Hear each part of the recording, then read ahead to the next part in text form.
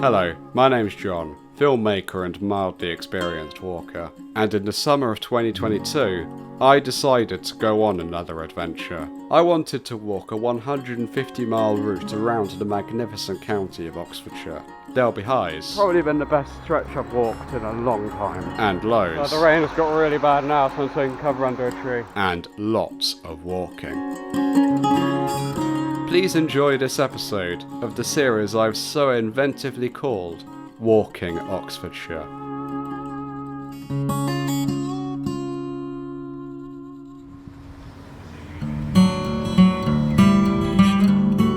Nearly 3 days and 50 miles into my walk around Oxfordshire, I'd already passed Didcot, Wantage and Farringdon, and right now I was heading in the direction of the Cotswolds. The immediate plan, follow this main road up here and end up at a road that hopefully says Fractal or Burford. That evening I planned to stay at a travel lodge in Burford, but before that I had to deal with the rain and the rather unpleasant town of Carterton. About an hour and a half to Burford apparently. It means I should be there about 4:30, hopefully.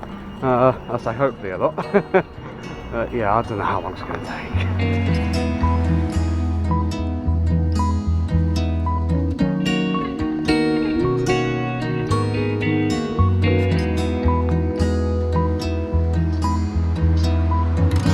Alright, see you later, Carterton. You were a bit of a crap hole. I'm not gonna lie. Yeah, probably the least inspired place I've been to on any of my walks. I will not miss you. Now leaving that town, another problem presented itself.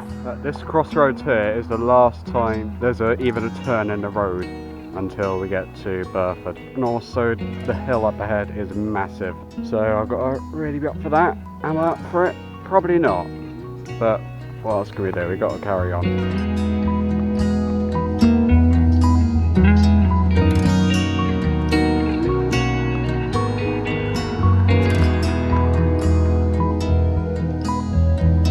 It might just be a placebo effect. The air genuinely feels fresher here. At the foot of the Cotswolds, like, it really does feel so fresh right now, yeah? Of course, we are in the middle of the countryside because, I mean, the gap, you remember the gap on the A4? Honestly, I feel this whole first half of the walk has kind of been a replication of the gap. And by that I mean a lot of countryside, not a lot of big towns, and not a lot in between, just villages. This really has felt a lot like the gap. It will change in the second half of the walk, because I'll have 3 legs in a row which I go between towns and a city. But this whole first half really has been the gap. And I'm staying at Burford, which I think is the smallest place I've ever stayed at. This was true. Burford only has a population of around 1,500. It's honestly surprising a place this size is a travel lodge, but where it lacked in population, it more than makes up for in character. I'd seen views of the town on Google Maps, and those enough were encouragement to keep me going up this hill.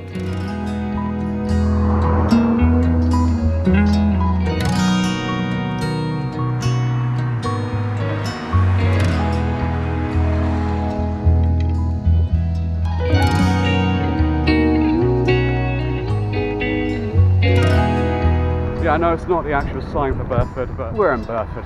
We've not got that much further to the roundabout, which is right next to the travel lodge. Very good. This last couple of miles since Carterton has been very good. It's probably been the best stretch I've walked in a long time. I was slightly wrong. This isn't the roundabout for the travel lodge, but it is the roundabout for the A40. But I wasn't far off. Eagle-eyed viewers will remember that was where the A4 ends in City of London. 72 miles of into London. It just shows how far away we are from the fields once trodden by me. Really not much further to go now at all. Probably 5 minutes and I'll be there. And I feel very good when I'm there. Very good.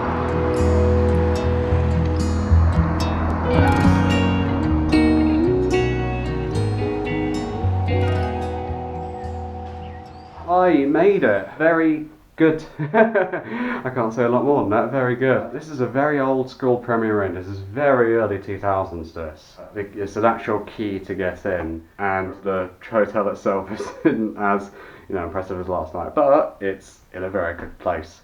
Been a very good day. Very, very good day. Unfortunately, when I woke up for the next one, I was worried. So it's day 4. just woken up and the blister on my left foot is killing me.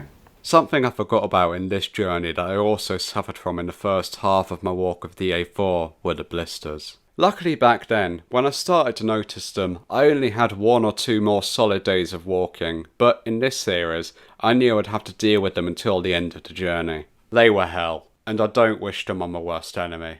An hour to wake up and a painkiller later, I felt a bit more perky. The blister's still not gone away. I'm going to spare you any images, but trust me, it's not nice. I'm just about to set off on day 4. Time is, I think, a bit earlier than yesterday. Yeah, it's only about 20 past 8, which is very good. Starting early was a fantastic thing about day 4, because this day would prove to be a short one. Starting off in Burford at more or less the westernmost point in Oxfordshire, I would continue north along the A361, past Shipton under Wychwood, and ultimately end up at Chipping Norton. This leg of the walk is also notable because it would almost entirely occur within the Cotswolds. I was in for quite a high rise leg, however I was in luck as I only had 11 miles to do that day. It was entirely possible I could be at Chipping Norton before 3 and enjoy my afternoon there. But in order to do so, I firstly needed to pass through the incredible town of Burford.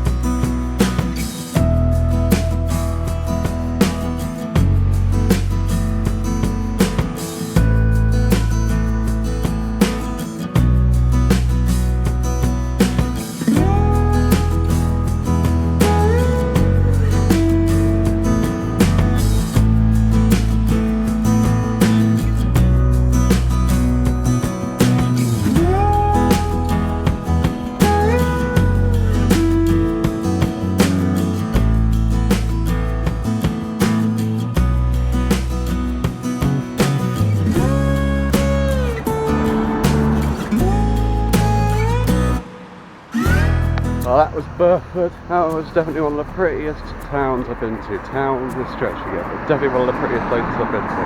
I need more of those places. I'm probably going to jinx it, but this is perfect weather for walking right now. It's not raining, there's clouds blocking the sun, and there's a nice breeze.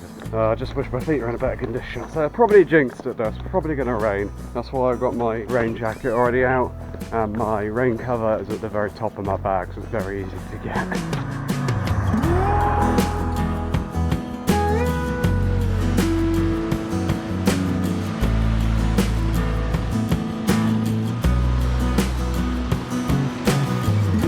That's confirmation that I've got 10 miles to Chipping Norton and 23 miles to Banbury as well. I've probably not even said that Banbury's where I'm going to get the train back to Reading, rest up for 2 days, and this is actually going to be 2 days and then come back to do the rest of the walk. Okay, I may have been lying a bit, or at least misdirecting you for the last 50 miles. This journey will not be a completely continuous walk of Oxfordshire.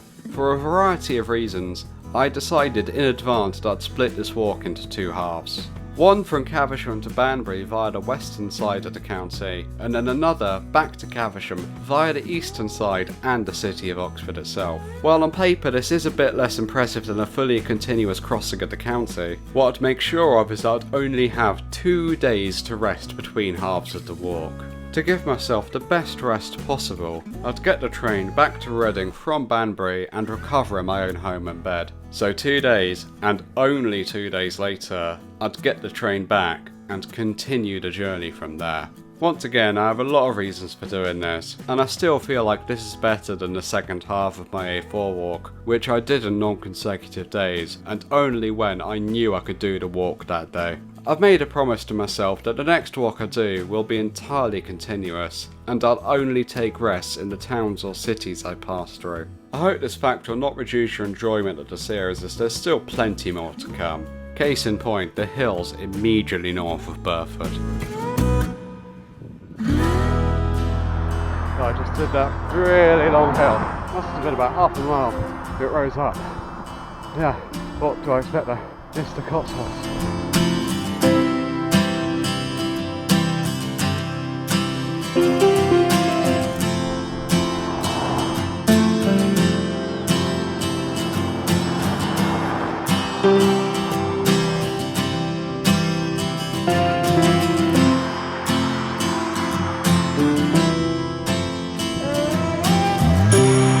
8 miles to Chipping Norton now. This is the closest I've been to my finishing destination at this time of day ever. It's currently not even 10 o'clock and I'm only 8 miles away. It means at this rate I should be there by 3:30 at the latest if I carry on my current pace.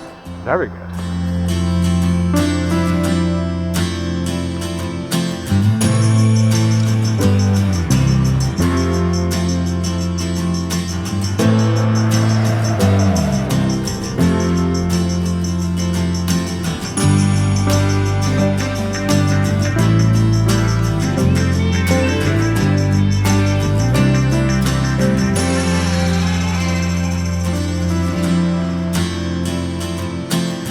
I'm taking my first rest of the day at Shipton under which wood, I think. I'm just reading a sign there. And I think on that sign it says it's 7 miles to Chipping Norton, which is very good. It's only about 10:30, which is fantastic. I have to walk until it's about 8:30. So yeah, I deserve this rest. I must be honest, looking back, this leg of the journey was very good. I helped myself out by not giving myself a long distance to do, but also the lack of a very busy road meant I didn't have to watch out for cars that often, and the weather was still perfect for travelling at this point. The only problem remains the Cotswolds themselves. I'm not gonna lie, this hill is beating me. I'm really struggling for breath and I'm sweating, and I don't think that rest did me any good. Yeah, I might have to take another rest very soon. Fortunately for me, this would end up being the last major hill until the second to last day of the trip. Upon reaching the top of it, I took another break. Yeah, I knew I'd have to take one sometime soon. It's mostly my bag actually. My feet are not the worst they've been. My bag is really heavy right now. It gets me thinking though, how far I've walked since Reading. I think I've walked about 50 miles, which is about how far I walked, when I had my bag last time. So, I'm not done bad at all. Also another thing, I've just checked my phone, and this is the halfway point between the Travelodge in Burford and Chipping Norton. So yeah, I'm halfway done for today.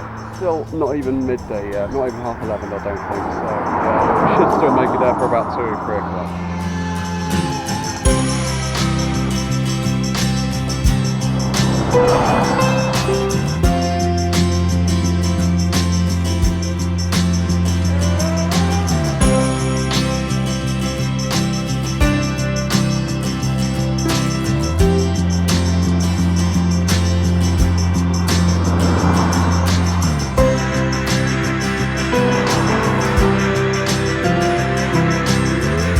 By this point, I had indeed noticed the day was going very well, but something needed to slow me down, so the weather, which by this point had been pretty stable, started to break down into rain. I was just sorting out the rain cover, and it started tipping it down. And then, I start walking again, and the rain stopped. What the hell? Oh well, there's no point taking off the rain cover now. Once it's on, it's on. Yeah, I don't need anything out of my bag, so yeah.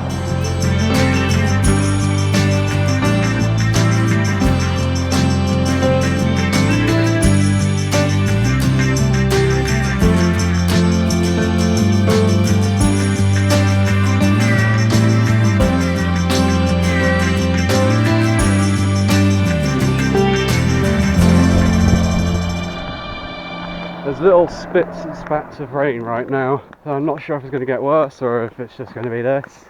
Cloud's quite thick. I think it's going to rain. I've got to get to somewhere so I can get my jacket on. The rain has got really bad now, so I'm taking cover under a tree. Very protective tree. It's really bad, really bad. After around 20 minutes of being under that tree, the rain started to clear, which led to a very interesting weather effect. There's steam on the ground. I don't know if that's just me, but that definitely looks like steam. Why am I still here? Well, I've got plenty of time, pretty much. Really have. I've got so much time to spare right now. May as well make the most of it and just rest. Even though I had a lot of time to spare, the thought of a pub in Chipping Norton was enough to get me on my feet and keep walking. One pub in particular drew my attention to the town. The undeniably controversial but subjectively brilliant Jeremy Clarkson has made a huge impression for himself in the Chipping Norton area. Not only has his own diddly squat farm, whose ground I was passing very close to, become arguably the most famous farm in the country, but it also recently created Haugen, a lager which I was interested in trying, exclusively because of this advert. Me, that's good. I researched and found out there was a pub in Chipping Norton that served it, so I was very excited to end my day with a pint of Haugen there. Well, I wished I could. More on that story later though. For now, I was closing in on the town, and had reached a significant point in the day. Oh, we've successfully crossed the Cotswolds. I know, amazing, isn't it? And now just got to find a footpath, 'cause I think there is one. And then it's only another mile and a half. It's Chipping Norton. Good stuff.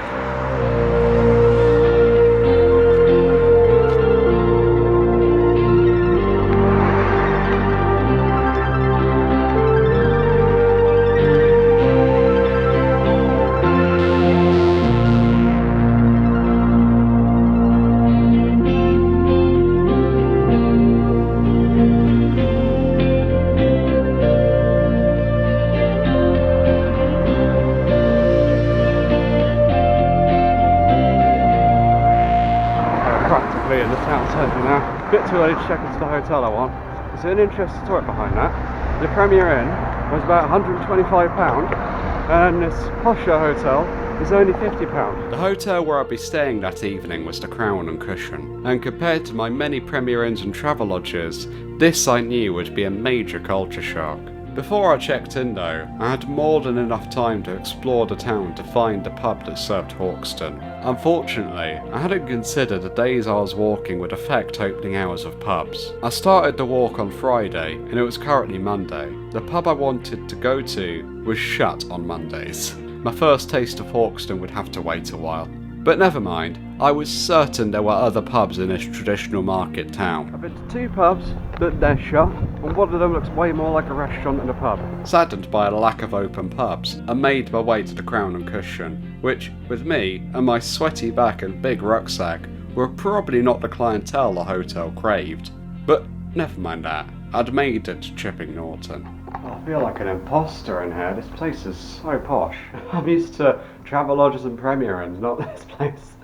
Oh my god, yeah, this is very, very posh. After a very relaxing evening, I prepared myself for the final leg of the first half of the walk. Alright, it's day 5. Chipping Norton right now. So I'm gonna hopefully get to Banbury. My heart tells me I will. My head tells me I won't right now. We're setting off in the next few minutes. I don't know how the rest of the day will go, to be honest. But it's quite early. It's not even 8 o'clock yet. It's quite early. It's only 13 miles, longer than yesterday, but still shorter than a couple of days of this trip. 13 miles seemed like a death sentence after the 11-mile walk the day before. And I won't lie, at the start of that day, my feet were really starting to hurt. Whether I liked it or not, what I had to achieve that day was to continue along the A361 northeast from Chipping Norton, leave West Oxfordshire, enter the Cherwell district, past the large village of Bloxham, and end up in Banbury, the second largest and northernmost town in the county. Upon setting off, a problem immediately presented itself. My left ankle, it's really hurting. That's going to be a big problem as the day goes on. I'll just have to see how far I get with it. Problem number 1 of today. There's going to be a few more, I'm guessing. A couple of painkillers later, I decided I'd see how far I'd make it that day rather than give up in Chipping Norton. Setting off at an early hour again, I made my way in the direction of Banbury.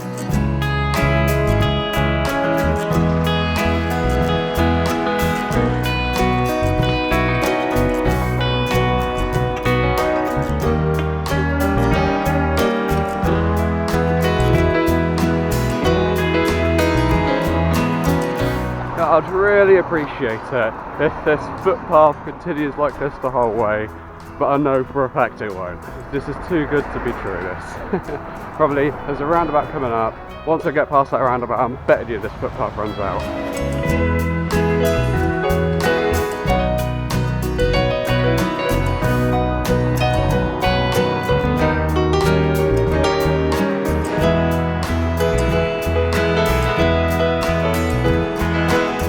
Footpath well and truly ran out. I was wrong. It's run out, so I'm walking on the road. 12 miles, long day. I'm just going to power through this section. There won't be much filming because there's just going to be no time to get the camera out until there's a footpath or a place to put the camera. I'm not going to get a lot of footage. So yeah, Speak to you soon. By the 2-mile mark of the day, it seemed like I was pessimistic about how this leg of the walk would go, but I must say, it was a really good thing I decided to push on despite everything, because this leg would end up being one of my favourite ones ever. But to see why I loved it so much, you'll have to tune in next time.